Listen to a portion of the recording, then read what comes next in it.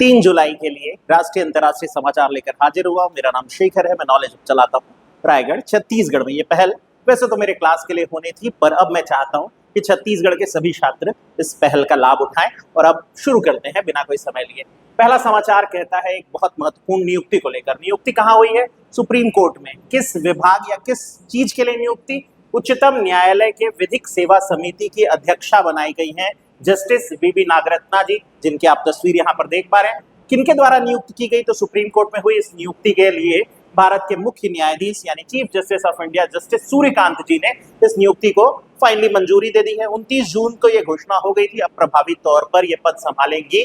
कौन सा पद है? तो सुप्रीम कोर्ट के विधिक सेवा समिति की अध्यक्षा होंगी बीबी नागरत्ना जी। अगली न्यूज पर आते हैं।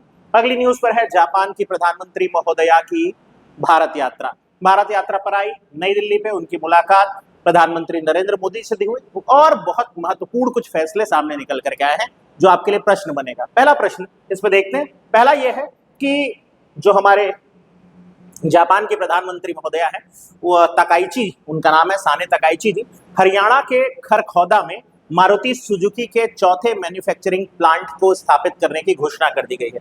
मैं दोबारा रिपीट कर रहा हूं, हरियाणा के खरखौदा में, यहाँ आप देख पा रहे होंगे हरियाणा का खरखौदा, वहां मारुति सुजुकी का चौथा मैन्युफैक्चरिंग प्लांट जो है उसका उद्घाटन कर दिया गया है। हमारे प्रधानमंत्री भी साथ में पहुंचे हुए थे। इसके साथ साथ 35,000 करोड़ रुपए लागत का ये प्लांट जो है 10 लाख कारें बनाएगा और ये सभी भारत में होगा, यानी रोजगार के अवसर।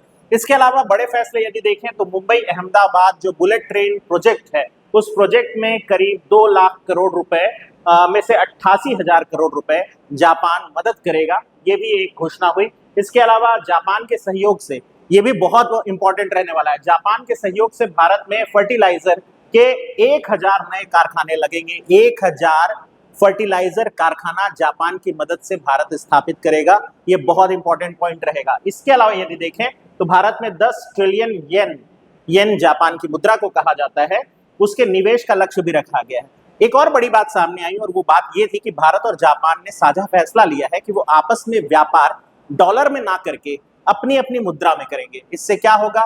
मुद्रा की परिवर्तनशीलता के लिए जो बार बार आप करेंसी एक्सचेंज करते थे वो नहीं होगा और डॉलर पर निर्भरता घटेगी दोनों देशों की। और हम कह रहे हैं ना, वो डॉलर के सापेक्ष जो रुपया कमजोर हो रहा है वहां पर थोड़ी सी मदद मिल सकेगी और हम डॉलर पर निर्भर नहीं रह जाएंगे, यानी विदेशी मुद्रा पर निर्भरता कम होगी यदि हम दोनों देश आपस में अपनी अपनी मुद्रा में व्यापार कर ले। ये फैसले की तरफ भी बढ़ रहे हैं, तो ये थोड़ा ध्यान रख सकते हैं। सारा का सारा जितना मैं आपको बताया शुद्ध क्वेश्चन बनेगा। अगले पर आते हैं। अगले समाचार पर है हमारे देश का पहला निजी ऑर्बिटल रॉकेट।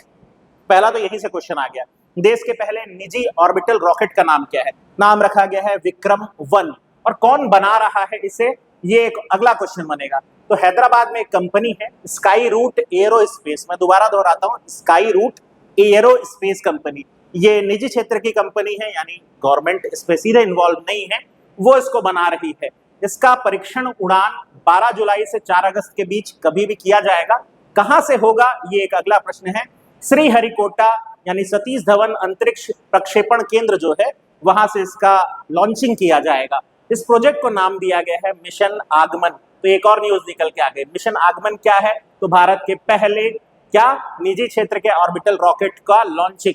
विक्रम-1 है उसका नाम और प्रोजेक्ट का नाम रखा गया है मिशन आगमन। कहां से होगा?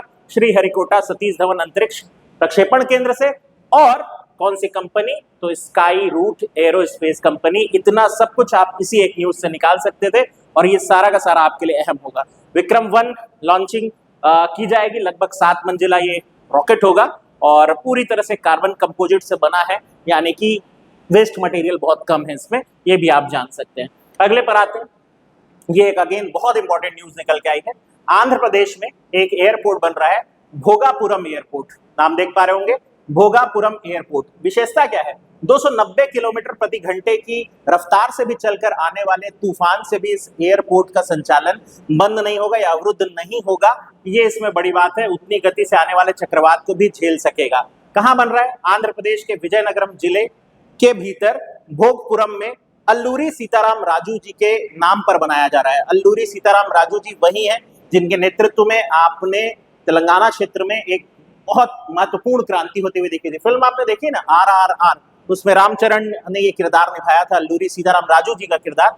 तो उन्हीं के नाम पर ये बनाया जा रहा है अंतर्राष्ट्रीय स्तर का हवाई अड्डा। इसका उद्घाटन होने वाला है 25 जुलाई को। उस दिन एक बार और डिस्कस कर लेंगे ताकि याद हो जाए। और उद्घाटन कौन करने जाएंगे इसमें कोई आश्चर्य नहीं है, हमारे प्रधानमंत्री नरेंद्र मोदी जी इसका उद्घाटन करने जाने वाले हैं। इसके बाद आते हैं, अच्छा, इसका जो रनवे है वो 3800 मीटर लंबा है। इसका मतलब है कि दुनिया के सबसे लंबे विमान भी जो हैं वो भी आसानी से यहाँ उतर सकेंगे। जैसे बोइंग 777 जो है, जो सबसे लंबे विमानों में आता है, वो उसका भी संचालन यहाँ से हो सकेगा। अगले पर आते हैं। अगला हमारे पास क्या है? अगला न्यूज है फ्रांस में राजमौली को, अगेन साउथ से एक समाचार है, सम्मान मिला है। तो फ्रांस में भारत के जो फिल्म निर्देशक हैं SS राजमौली, इनकी फिल्म का जिक्र अभी हम कर ही रहे थे, तो उनको लुमेयर म्यूजियम में जो वॉल ऑफ फिल्म मेकर्स है उसमें जगह दी गई है। कहाँ? लुमियर म्यूजियम फ्रांस में है, वहां दुनिया भर के तमाम बेहतरीन फिल्म मेकर्स जो है उनको जगह दी जाती है। तो म्यूर दे सिनेमास्ट, ये फ्रेंच वर्ड है, उसको wall of the film makers कहते हैं, उनमें उनको जगह दी गई। बहुत बड़ी उपलब्धि है, भारत के लिए गर्व का विषय है। इसके बाद बात करते हैं अगली न्यूज पर। एक राज्य है केरल, वो अपनी खुद की विमान सेवा शुरू करना चाह रहा है। केरल इससे पहले भी ये प्रयास कर चुका है, तब ये असफल हो गया था। ये प्रोजेक्ट वापस केरल राज्य के द्वारा बनाकर भेजा गया है। को केरलम नाम से एयरलाइन सर्विस शुरू करने वाला है। अगर ऐसा होता है तो भारत का ये पहला राज्य बन जाएगा जिसकी खुद की विमानन सेवा होगी।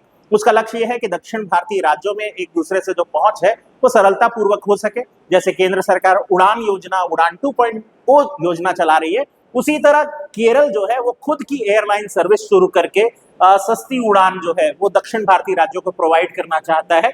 ये कोशिश है सुपरफास्ट ट्रेन के बराबर किराया रख करके। अभी देखिए, ये तो उम्मीद है कि बने नहीं बने, 2002 में भी एक बार ट्राई किए थे और तब ये फ्लॉप हो गया था योजना। पर अब देखते हैं अगली न्यूज पे क्या है।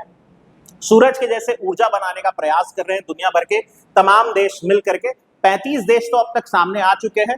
सूरज में जैसे हाइड्रोजन के 2 मॉलिक्यूल मिल करके हीलियम बनाते हैं, संलयन क्रिया कहते हैं, और उससे बहुत अधिक मात्रा में ऊर्जा विमोचित होती है।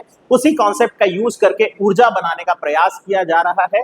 फ्यूजन रिएक्टर नाम दिया जा रहा है इसको, और 35 देश इसमें मिल करके काम करेंगे, जिसमें फ्रांस है, यूरोपीय संघ के बहुत सारे देश हैं, अमेरिका है, रूस है, चीन है।